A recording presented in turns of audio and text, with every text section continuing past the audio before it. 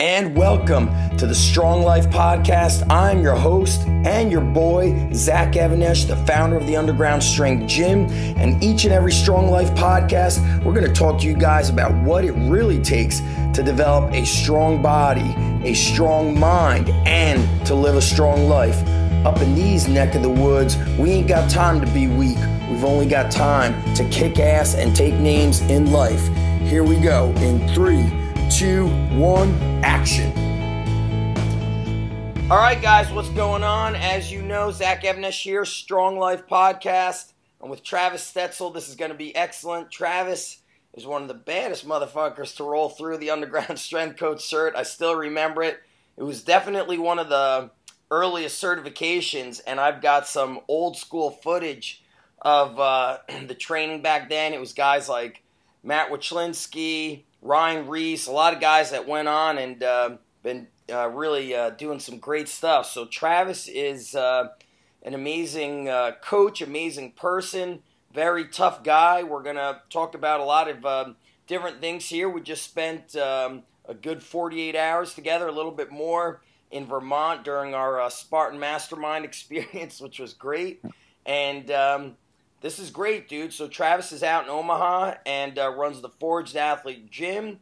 His website is travisstoetzel.com. Those of you listening, go to undergroundstrength.tv and you will see the show notes as well as the links to Travis's websites, his social media pages. He's got a lot of stuff going on.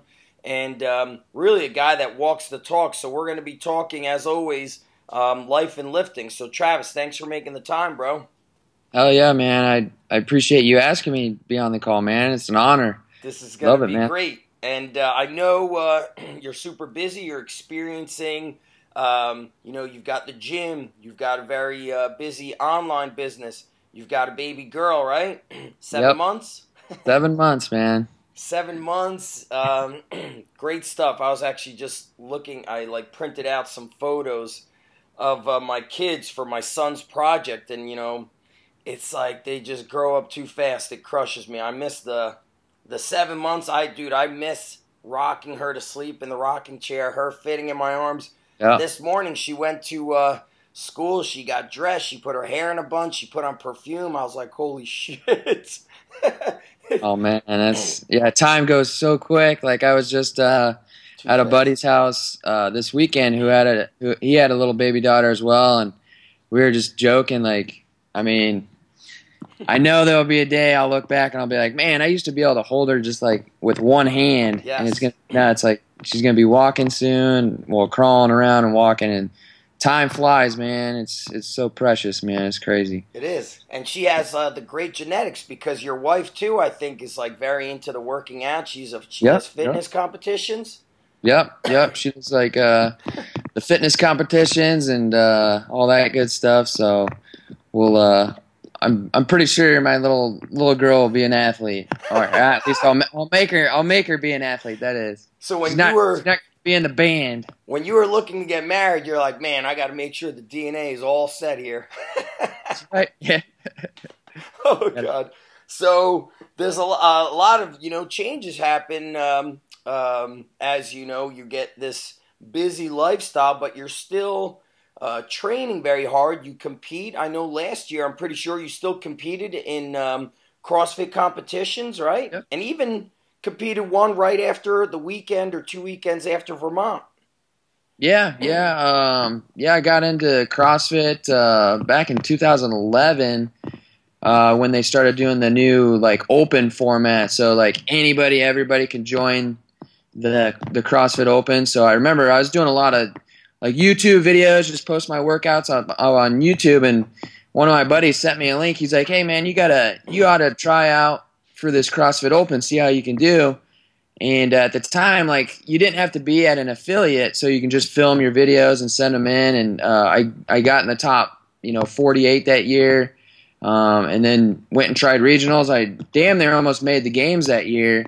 Got in the top 10, and then I just been hooked ever since. So it's been awesome. Totally different type of training. My training's kind of evolved over the years for sure, just to kind of prepare myself for that whole sport of fitness. I mean, it's a whole different world versus training for, wrestling or football where it's a little more specific. But yeah, man, it's been fun, and it keeps me driven. I mean, the ability to compete, in a sport still, so it's been good.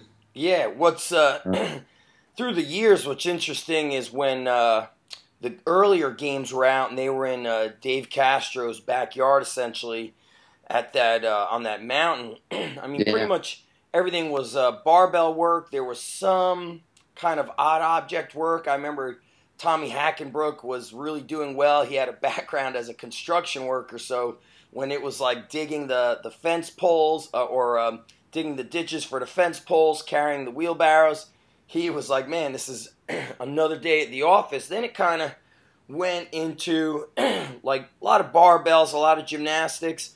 I remember seeing a lot of videos of you. You could walk on your hands, but a lot of your videos, I see you doing things like very long complexes with sandbags. And a couple of years ago, I don't think CrossFitters were ready for the odd objects. And then Rogue started kind of building some stuff that mimicked odd objects. They started bringing in some unique experiences, which I think helped you for sure versus somebody who is just strong with kind of the weightlifting or the Olympic lifting exercises. You train very well-rounded. Do you train alone, or how do you come up with your own training programs? Just over the last year and a half, I've been training. I've always trained by myself up to that point, and then I started training with another guy, Kyle Kasperbauer, who actually got third in the games back in 2012. And he's just here in Omaha. We've known each other growing up, and so we got to talking, and then we've been training together ever since. And so it's been more structured as far as that goes, and it's been kind of nice because I've always done my own programming in the past. And so we kind of put our heads together, and then we have another coach that does a lot of programming for us as well. So it's kind of nice just to show up, and it's like, what's the workout today? All right, we'll just crush it out, instead of when you kind of program for yourself, you're always like changing stuff up at the last minute, and it's just another thing you got to stress about. But as far as training goes, before that, I was always training on my own, doing a lot of different stuff. So I remember when I first went out to your gym, I was introduced to a lot of the odd object type stuff, so like the kettlebells and the sandbags, and after that I was hooked. So I was always doing, body weight kind of hybrid barbell workouts, and I was throwing the sandbags in there, doing a lot of different strongman stuff. So I was just kind of trying to blend it all together, and I think that really kind of filled the gaps because growing up playing college football, I mean, we're always doing the basic barbell lifts, so squats, your basic Olympic lifts, stuff like that. And then when I started training with the sandbags and the kettlebells, that's really when I could tell my overall fitness kind of took a leap in regards to just getting more explosive and just more conditioned, more well-rounded overall. And it's something I wish. I mean, like the kids today, like the athletes that come in my gym, I'm always like, damn, I wish I could have been in your shoes. Yes. Back in the day, I mean, because I trained hard in high school, but I mean, back then we did a lot of the wrong stuff. I mean, just isolation workouts and stuff like that for sports isn't always the best stuff. But I mean, it's definitely changed the game for sure. Yeah. What's now that you're, you've got sometimes the training partner, but your schedule, I'm assuming, is pretty hectic. Have you set up any training equipment at home, being that you got a daughter now, you're married? Do you have anything at home in the garage? Oh, yeah, definitely. Got a couple. I got a sandbag there. Got a couple kettlebells over there. I used to have my rower in the basement as well.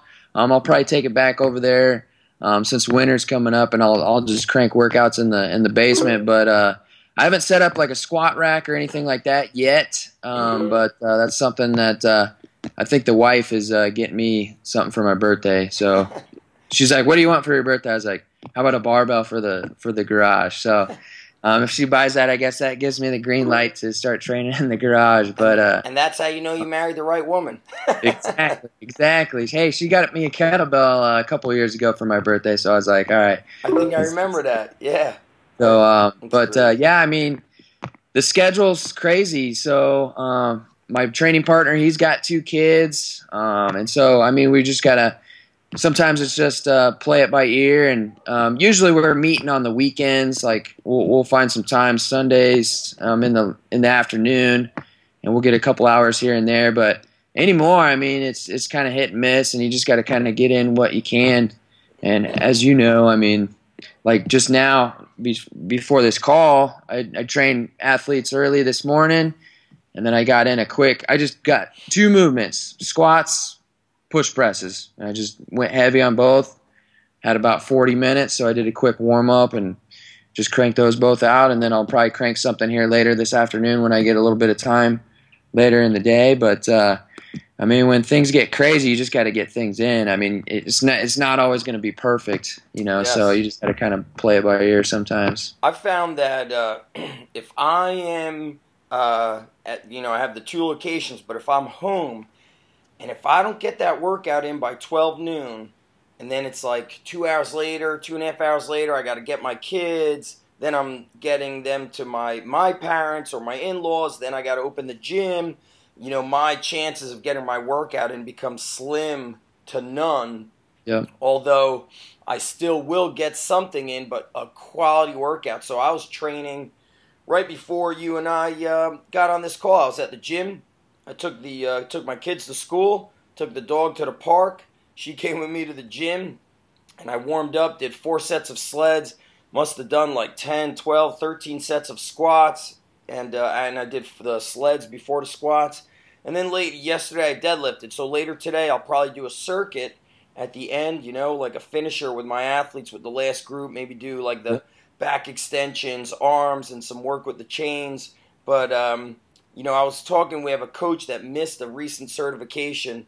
He was doing a police test, and he's kind of had one injury, then another injury, and he's like, man, when I'm hurt, I don't really know how to work around my injuries, so I kind of just stop. And I said, well, dude, as a coach, you know, that's a big thing that comes up a lot. People, sometimes they're not hurt, but they don't have the knowledge. They may be sore, and they'll tell you, hey, my knee is killing me, or I threw out my back. I said, you as a coach, when you're hurt, you have to learn to work around injuries. Otherwise, nobody will buy into what you're saying as a coach, right? They'll just be like, well, John, you're hurt, you're not training, or you're not looking in shape. So, you know, yesterday he trained with our athletes, and I said, dude, there's always a way around the injuries. And, you know, I'd love to hear how you train consistently. I'm sure that you get some bumps and bruises training. You're an aggressive guy the way you lift. So what are some things you do that keep your consistency going when you're injured or even when you're not injured? Yeah. Well, like you're saying, I mean, you can always train around an injury. You should never just take total time off because, I mean, that's just not something you should do. I think training, even if you're injured, it's going to help kind of recover that injury a little bit faster because you're just going to, I mean, it's healthy. You got to be moving around. You got to be active. And actually, just not too long ago, it's probably, let's see, it was right before the games this year, training with Kyle. I mean, our training volume was going through the roof.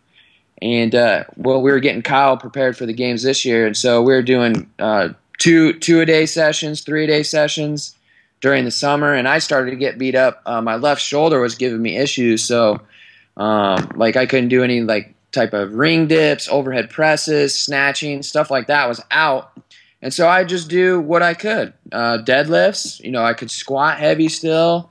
I could obviously run still. And so I was just training around that injury as best I could and just doing as much rehab and, you know, mobility work, soft tissue work, stuff like that every single day. And I was just, you know, you just got to stay consistent with it. And it's, I mean, injuries are injuries. You're going to get them, and you just got to kind of train through them a little bit here and there. But there's always a way around it. And my best kind of piece of advice for that is just find out what you can do that's not going to bother you, and just keep training.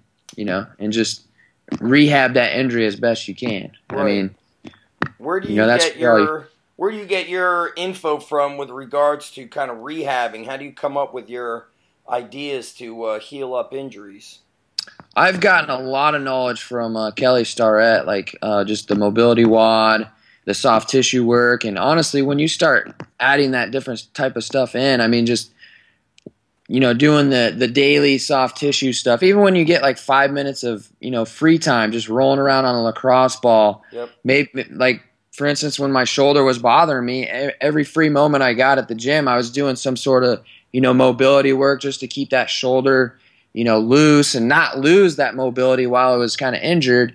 Just focusing in on stuff like that, just keeping it active. Because a big mistake a lot of people make is, let's say your shoulder's bothering you, they don't do anything for their shoulder. So they just, it's injured, I shouldn't move it around, I shouldn't do anything. So a couple things happen. Well, you kind of lose that mobility in there. The inflammation is going to stay in there a little bit longer, and it just doesn't heal as quick versus when you're constantly just focusing in on it. So, I mean, that's Kelly Starrett's been a big influence on me as far as like just rehab, recovery type stuff, and just keeping you in the game, so to speak. I think that soft tissue stuff that he talks about and the mobility work that he talks about is just huge. I mean, it's changed the game for me. I went to a certification, I want to say 2 years ago. Nice. And I mean, that guy's just beyond smart. Yeah, it's great. He also just, when you're around somebody like that, it's inspiring and it motivates you to say, okay, I'm a little banged up, but I'm going to work around it, get it better. Another guy I look at is Dick Hartzell. He's the guy that invented the jump stretch bands. For everybody listening, just go to YouTube and search his name, Dick Hartzell Bands, and you'll see lots of videos. But I like what you're saying, because what I've noticed with athletes and with myself, I mean, this goes back to when I was 19, my first knee surgery. Remember, after surgery, my knee was just never felt right. And I went from one doctor to another. I remember, like, my mom taking me to Temple University, this sports medicine doctor. And then I remember I finally said, probably like a year and a half later, I was like, man, none of these doctors are helping me. I'm going to just do what doesn't hurt. Once it hurts, I'll stop. And I started doing my squats again and doing RDLs. And then it would hurt, I'd stop and then come back a little bit stronger the next time. And that was my first kind of introduction into the notion of, hey, take control of your body, take control of your own rehab, prehab. Don't rely on other people, and kind of own your body, so to speak. And what you said about it's healthy to keep moving. I've seen athletes injured, and then they say the doctor said I have 6 weeks, 8 weeks, and then they keep training around that injury with one arm, one leg, whatever it is, and they heal faster because, like you said, I think the movement, it releases endorphins, the body remains strong, and then the mind gets stronger, which wills the body to heal. Yeah, because you're in the gym, you're still staying active, and I mean, people that go sit at home on an injury, they get depressed. They're like, gosh, I can't train, I'm injured, and that's all they're thinking about. True. Screw that, get back in the gym, move around, do what you can, which kind of reminds me of something that's going on with one of our young athletes right now. She injured her wrist at practice, and then she came in, she's like, Travis, doctor said I can't do anything on this wrist for the next 3 weeks. I was like, fuck that. We're gonna see what you can do. We're gonna train around it. And the doctor said something like 3 to 6 weeks. I mean, she's already back doing stuff with her wrist already. Yep. But that pisses me off. Like, I mean, doctors are so quick to say, oh, no activity, you got to stay out of the gym. It's like bullshit. I mean, and that's what you're saying. And it does kind of weigh on your shoulders too. Like, I tell my athletes that, I'm like, hey, if your low back is like hurting you from different movements, you might be doing the movements right, but are you doing your extra mobility work at home? Are you doing the extra, soft tissue stuff at home that we've talked about? If you're tight in the hips, if you're feeling pain here and there from different things that we're doing, and you're not doing the extra mobility work and soft tissue work to help recover after workouts, and that's kind of on them. So I put accountability on my athletes in that regard. If they come in, oh man, I'm sore, I'm beat up today. What'd you do yesterday for mobility? Right. You drinking enough water? How's your nutrition been looking? I mean, there's so many different factors, and that's another big thing about it is as far as like staying in the game, staying healthy. Those are other things that are so far overlooked as far as like recovery goes. Is like sleep. Sleep is number one. I mean, even as a busy dad, I mean, you can probably agree with me. I mean, you got to make sleep kind of a priority. And I know some people bitch about not having the time to sleep. Well, what are they doing when they're watching TV late at night? Yeah, Arnold You says sleep faster. sleep faster, man. That's key. But I mean, sleep is going to be a number one thing. So if you're injured, switch up your priorities a little bit. So if that's something that you want to get back into quicker, which is training, you might have to skip out on the late nights with the friends, or weekend drinking, stuff like that. All that stuff's going to have an effect on you in your recovery process. So sleep, hydration, nutrition, all those things play huge roles in keeping you healthy and helping you recover from your workouts. And I mean, you got to make that a priority if you want to stay healthy and in the game. So yeah, that's kind of just the natural, homegrown stuff. Like, hey, you want to be strong and healthy, do the old school stuff that moms were telling their kids to do probably, I don't know, centuries ago. Sleep 8 hours a night, eat 3 meals a day, drink plenty of water, rest. Like, these things are just, obviously, as the years progress and the way the life has become more hectic for people, and just we're hyper connected. We never have downtime. I remember, my earlier years of teaching, I remember every Friday I'd come home. Fridays, oftentimes I didn't lift. Friday I'd come home, I'd have a meal replacement shake, and then I remember I'd say at 5 p.m. I'm going to take a nap till 6, 6:30, even 7 p.m. Then it'll be my night to go hang out with my friends. But I remember I would, unplug my phone, and now there's no unplugging of anything, so we're so connected. And I deal with that, even at the college level, working with those guys is, they have a such a flexible schedule when you're in college. You could get your classes at 10 a.m. so you can now sleep later, and it's a lot of those things like you said, those key sleeping, eating, doing the mobility work on your own. These are the things that kind of represent and determine how strong and how healthy, how fit you're going to be. I'm assuming that has a real good message when people come to your gym. They see a coach who's strong, who's fit, living the code. They see your videos all the time. So it's like your gym is called the Forged Athlete Gym. You represent what it means to forge your body.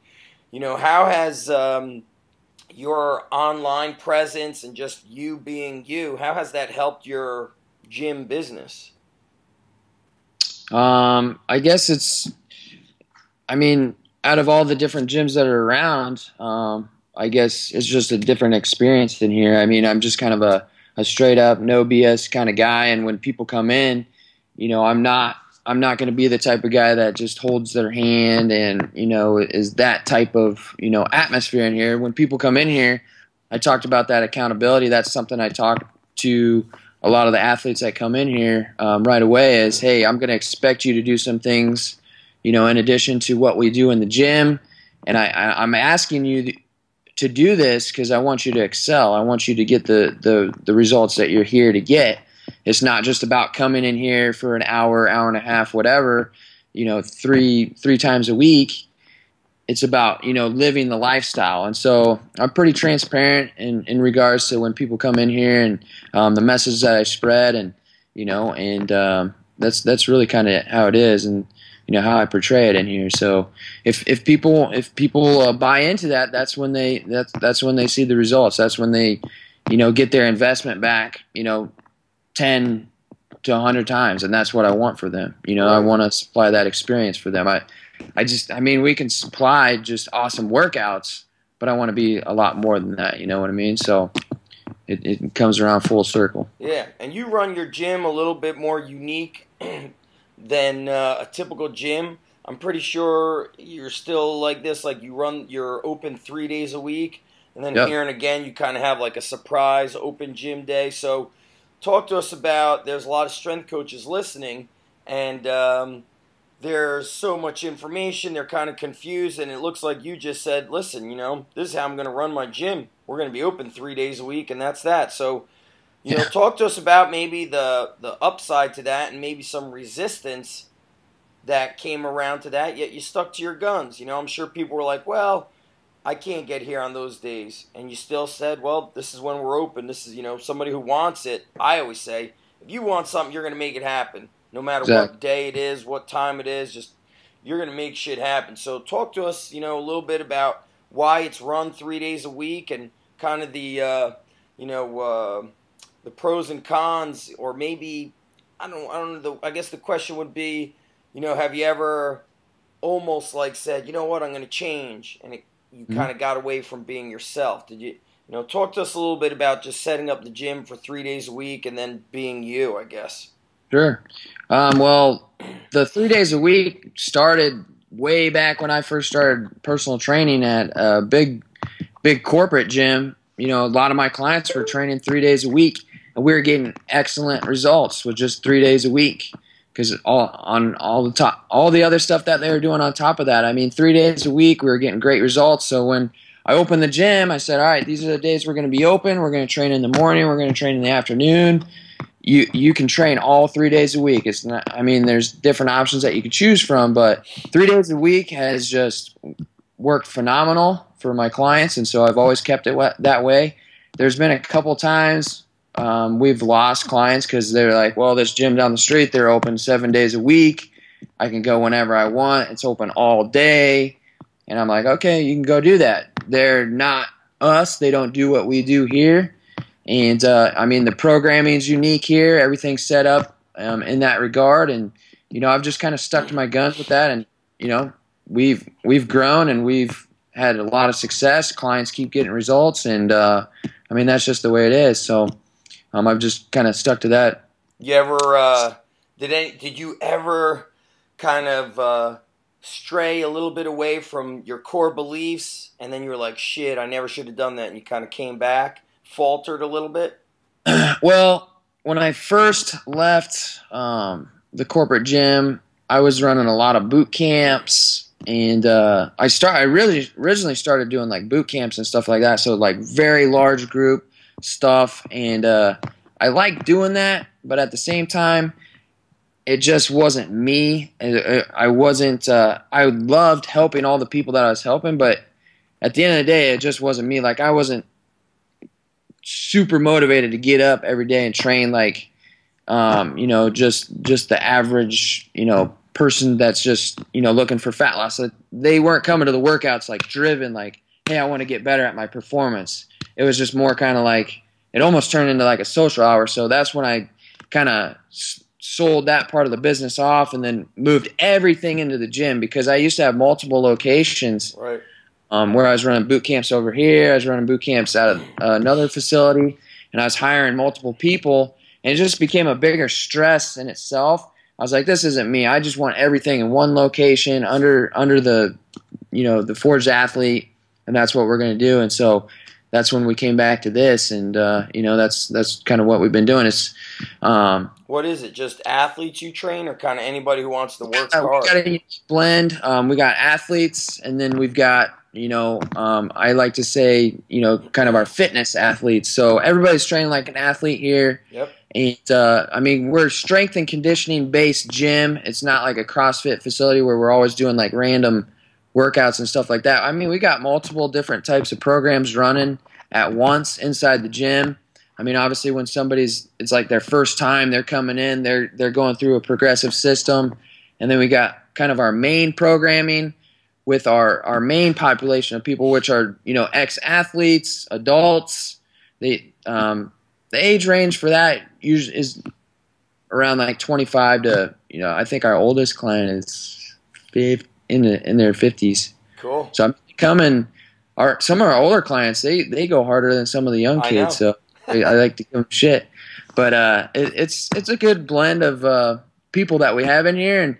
And again, I kind of talked about, I'm just kind of a really transparent guy. There's a lot of people that have come in here and, they're just not a good fit. They're they don't want that much accountability on their shoulders. They want more kind of like a person to hold their hand through the whole process, where that's not really what we do here. I mean, we supply a ton of accountability and support and community in that aspect, but it's not kind of a a soft type of place. I mean, obviously when you walk in here, you get that feel, but yeah, and I mean that's kind of what we've been doing here, and it's been working out great.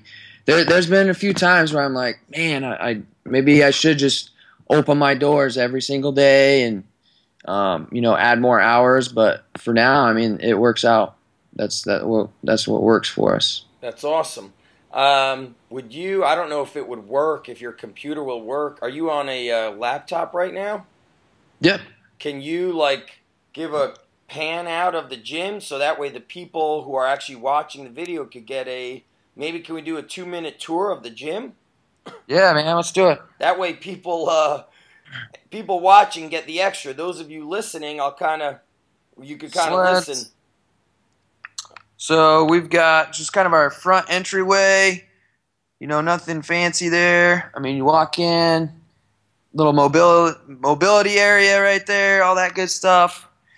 We got 2 bathrooms. I don't know why they put 2 bathrooms in here when they built that wall, but they put 2 bathrooms in. So we got 2 bathrooms. Good. Kettlebells. We got a rig in the back there. Various bars, different things like that. I'll kind of walk back there. Kind of show you. Yeah. I guess, is that a Rogue rig? Yep, we got like 1 rower. Nice. So yeah, we're not like a traditional. It's not like a traditional CrossFit gym that has like 12 rowers or something like that. So I mean, we get a lot of stuff done without it. But yep, just specialty bars, all the basics really. We got 1 GHD. Yep. Thinking about getting another one here, but a lot of sandbags there in the back. We got a couple Airdynes, which are freaking awesome. I would actually recommend getting an Airdyne over a rower personally, but yeah. Couple more racks here. We got our for people that want kind of a one and all type thing. That's the Rogue yoke. Yeah. So you use that as a yoke, a squat rack. You can use it as a pull-up bar. Right now we're just using it for to hang our ropes, but we get it out every now and then. It's good stuff. So got another squat rack over there, squat stand. Yep. Got a couple other squat stands, so another one right there. Good. So yeah, man. So it looks like dumbbells, kettlebells, sandbags, a big rig, Airdynes, 2 climbing ropes, couple of boxes. It looks like over there. So what do you do? Because you're in Omaha, which I'm sure the weather is already getting pretty cold over there. Do you guys do your sleds in that gym or outside? We actually got turf on one side here. I don't know if you see that. So, gotcha. Yeah, that's the turf right on. So there's turf on one side. So we'll, when the weather's good, we're always out in front. And actually, the owner of the building just put in brand new blacktop, which is pretty nice. So we'll get the sleds going out there all the time. But during the wintertime, this turf is really nice to have because it gets cold as hell. Yeah. And so, I mean, we do sleds. I mean, we're doing sleds at least once a week, if not 2 times a week during within our training. Yeah. Main programming. I mean, sleds are big time. Right. So it's nice to have the turf in here, but just looking at all this equipment, stuff like that, I mean, like for coaches that are, going to be watching this and are just getting going, like this stuff, I accumulated this stuff over time, obviously. It's not, I would never recommend going out and just throwing a credit card down and just racking the bill up and just grabbing a bunch of equipment because that's not going to bring clients in the door. Yep. Like this stuff, like just like you set goals for anything else, these are kind of like rewards over time. So I'd say, all right, if I get a couple more clients, I'll grab a couple more barbells or, I'll grab something like this. And I've just kind of accumulated it over time. because the gym that I did start out, this actually isn't the first gym where the Forge Athlete was. I was actually kind of I was about a half a mile away, and half the size of the space. It was about 1,000 usable square feet. It was about 1,200 square feet. Yep. But 1,000 feet of that was usable. And I started out with like a homemade squat rack my dad welded. Nice. We had a homemade prowler that my dad had welded, and like 2 barbells. One was like bought from like a garage sale. Excellent. Like it had like no spin on it at all. it was just an old school barbell. Like I hit a jackpot. Found on Craigslist, like this guy was selling a bunch of weight. It was like 700 pounds of like Olympic plates and stuff like that. And he's like, he was asking, I think like over $1,000 for it. I went over there and looked at it, and he's like, I'll tell you what, I'll sell you everything. He had like a little gym in his basement. And I was like, how much you want for this? How much you want for this?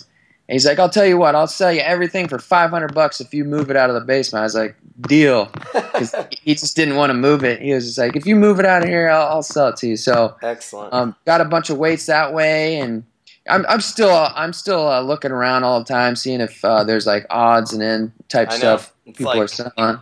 It's cool. It's fun to do that stuff. Like, it's weird. I like Craigslist, but I feel like a lot of people post their shit on there, then they don't even reply. You're like, God, man. You're like, what the heck are you even putting that shit up there for? They don't want to get rid of it. But I love going out and finding some of that older, unique stuff. It keeps me grounded. Like, I'm always careful to not think I'm, get myself spoiled and I'm so big time and shit like that. So I like to stay grounded and make sure I'm connected to some of that old school stuff. What do you do to kind of keep your head in the game? You have a online business. I'm sure that many people have said, hey, Travis, get rid of that gym. Just do online. What do you do that kind of keeps you true to yourself? A lot of people, I think, you went to the Underground Strength Conference that we did. I think it was like a little over 2 years ago. And Ultimate Warrior said, everybody's looking at what this guy's doing, what that guy's doing. You're waiting for permission to see what is the right fad, what's the right thing to do. You're doing your thing. So how do you stay true to yourself? Because, there's a lot of noise out there, and a lot of coaches, I think they don't succeed because they're not being who they are. And it makes it hard to really, create your own path if you're looking at what everybody else is doing. So what do you do that keeps you in check? Well, for me, when I first started out, I was, learning from you, learning from people like Elliot Holst. And so first starting off, it was tough to kind of get away from like the messages that you were spreading. And so it was almost like, well, I see what he's doing, so I'm going to copy what he's doing. And it's tough when you first start off because, that's kind of how it is. But sooner or later, you got to break off, and you got to almost shut that stuff off, and then just really kind of sit there and think about what is the message that you're trying to spread. Like, what are you trying to do? Like, who are the people you're trying to help? And just stick to that message. Talk about it. And I guess if they say if everybody loves you, then you don't really have a strong presence, so to speak. You're going to have haters. You're going to have people that love you. And that's just from being you, you know what I mean? So really what kind of drives me to keep being myself is just, getting messages from people, via email or just athletes in the gym, saying, hey, thank you for doing what you do and, helping me, and it's not just about sports. It's not just about helping people in sports performance. It's about helping people with their life, changing their life overall, and really that kind of that keeps me grounded. The message that I kind of spread, that just keeps me honest to that, because if I stray away from that, then I'm not being true to myself. You know what I mean? So I just stick to that because that kind of just keeps me driven. And for other coaches out there listening to this, that's just something that you got to find. Like, Zach, you can't tell people how to find it. I can't tell people how to find it. That's just something that people have to do on their own, and they got to just kind of figure it out, trial and error, and it'll feel right once you kind of figure it out. It'll feel right, because if you're always spreading some sort of message that some other guy came up and you're just copying and pasting, so to speak, it's never going to feel right. It's never going to feel authentic. You know what I mean? So, Yeah. I mean, that's really what you got to do. I think that just training, like working hard, like you lose yourself and find yourself when you're training hard and you start to kind of know who you are. You're always doing hard, challenging things for yourself, and it like creates you. It's who you are, and you learn what you're about, and that's why I think the training, is so important. That's why I love seeing you. Like every time you're training, you're attacking. You're really getting after it, and I think that's huge. What is the message? Let's close out with that. What is the message that you're trying to spread to people? Especially, you have the online presence, and you're able to connect with a different population than the athletes and the adults that come to your gym. So, what's the kind of message that you want to get to the people that follow basically you, and like your theme is essentially the train aggressive theme? Yeah, so kind of the brand I created over time is just the train aggressive, because for me, I mean, just like you, training is like our number one passion. It's just something that we love to do, and I think it all kind of starts and it's all kind of rooted with the training, with pushing your body physically. So keeping yourself healthy, strong, through training and pushing yourself aggressively. So that's kind of where the whole train aggressive kind of came from. And then in addition to that, something we always talk about in the gym and something I'm always talking about online is kind of the 110% ham mindset. And it's funny, I always get people, emailing, what's ham stand for? Hard as a motherfucker. That's what it stands for. 110% ham. So it's going beyond that 100%. We can all dig a little bit deeper. That's where that extra 10% comes from. But that's the ultimate message, is just push yourself in the gym, train aggressive, and it kind of all begins with that mindset, that 110% ham mindset. And then that crosses over into everything else we do in life, So something we always talk about to the early AM crew that comes in here is, all right, you just went through that. The rest of the day is going to be easy, and it's just like they started the day off right. They came in, they pushed their body physically, they pushed they pushed themselves mentally. I mean, everything else during the day doesn't seem as hard anymore because you already kind of dug in and pushed yourself that way. And I think it really just branches off of what you do in the gym, what you do training anywhere, training at playgrounds, training in your backyard, your garage. And that's kind of how, or I guess why another reason is I kind of just train everywhere. I don't just always stay in the gym. I'm training, in parks, training in your backyard, in your basement, anywhere, anytime. And I think it kind of all starts off with the training, and it just branches off from there. Yeah. If you're a shooter, you get yourself, stronger in the gym, stronger physically, and you just bust those barriers, and you build your mental strength as well.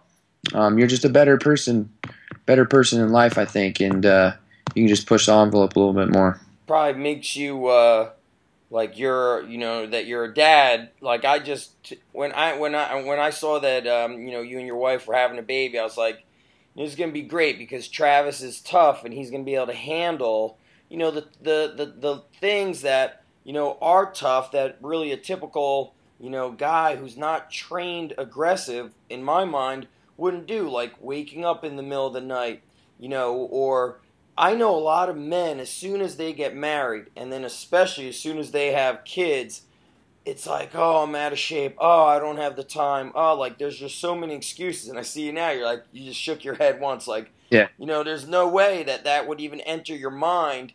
And when you do train hard, you're training yourself for life. Like, you are making yourself, battle ready. I mean, life is fucking hard. There's no two ways about it. Whether you own a business or not, things are hard. Your work could be stressful. There's just stressful events in life. And when you train hard, like Joe DeSena says, it changes your frame of reference. And you're like, okay, big time. I just worked. I love really when I get to work out in the morning. I love working out at night too. But you're right. When you train in the morning, the rest of your day, you're like, man, I fucking own this day now. You feel like you own the day, and I think anybody who's not working out, that's what you should do. You should wake up an hour early. An hour early. Wake up, go get a good cup of coffee in you. Or some people don't even drink coffee. They just like to get up and go. That's how DeSena does it. Like, he just rolls out of bed and he starts training. And dude, he goes ham. He fucking kills. He does. He trains like a madman. And it's like, put us through a crazy little workout there. he That's doesn't basically stop. how it was when we were there in Vermont. I remember we pulled up to his farm, and we're walking down that road, and there's like no warning. He's like, all right, 100 jumping jacks. Yes. Just going crazy. I was like, holy shit, let's go. He just is like